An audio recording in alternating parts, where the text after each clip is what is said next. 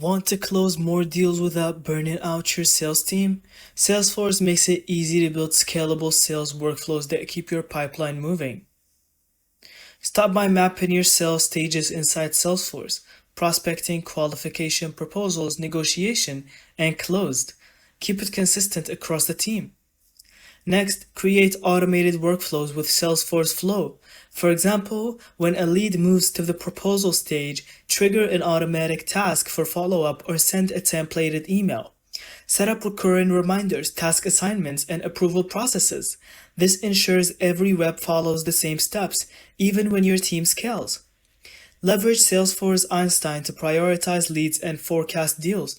Use dashboards to spot bottlenecks and optimize your workflow for higher conversions.